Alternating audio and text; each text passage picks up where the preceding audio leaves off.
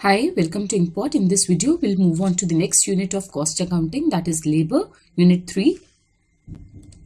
Now, why it is important to control the cost of labor? As already discussed, that cost constitutes of three elements, that is material plus labor plus expenses. So, labor is one of the important elements of cost. That is why we need to control the cost of the labor.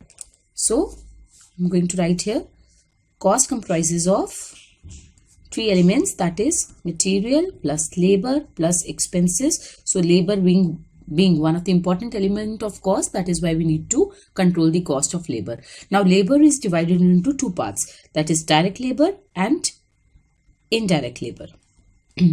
Now what is direct labor? Direct labor is that labor which is directly involved in the production process. The product you are producing is produced by that particular labor.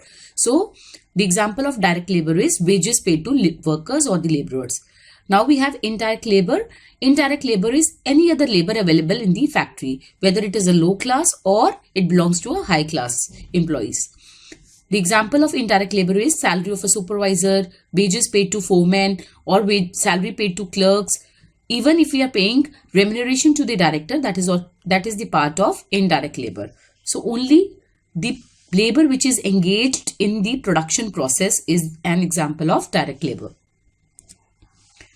Now, what are the departments which are involved in labor cost? And we can control the cost of these departments. So first department is personnel department. Now the work of personnel department is to recruit the labor, train them and place them on the job. They take labor requisition from the department, maintain employee history card, etc. Then we have engineering department. Engineering department helps in controlling working condition for each job, department or process. They prepare plans for each job scheduled. They supervise production department. They conduct time, motion studies, job evaluation, merit rating, etc., which we will discuss later. Now, we have this job evaluation. So what do we mean by job evaluation? Now, job evaluation is basically done to calculate the relative worth of the job. Some jobs require physical abilities while other may require high degree of mental ability. So each job factor is given relative weightage and are allotted some points. Then different jobs are ranked according to the number of points secured and then their worth is ascertained. That is the job evaluation. Through job evaluation, we calculate the relative worth or the value of that particular job. Now, what are the different methods of job evaluation? First method we have is point ranking method. Now, in case of point ranking method, job evaluation is done on the basis of points secured by each job. Each job is basically broken into number of job factors like education, experience, skills, duties, responsibilities involved in a job. Weights or points are assigned to each factor by the evaluators and then we calculate the relative worth of the job. Then we have is ranking method. In this method, different jobs are ranked from highest to lowest according to their relative responsibilities and difficulties involved in a job.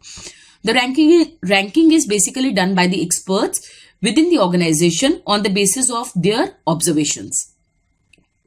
Then we have is grading method. Grading method is an improvement of ranking method. In this, different jobs are classified into number of grades or groups by the committee. Then on the basis of grades or groups by the committee on the basis of complexities involved in a job. And then, I'm going to start with the grading method again. Now, grading method is an improvement over ranking method.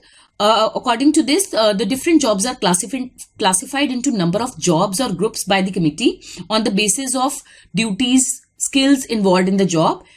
This method is more accurate than the ranking method since grading of the job is done by the experts on some logical basis. Then we have is merit rating.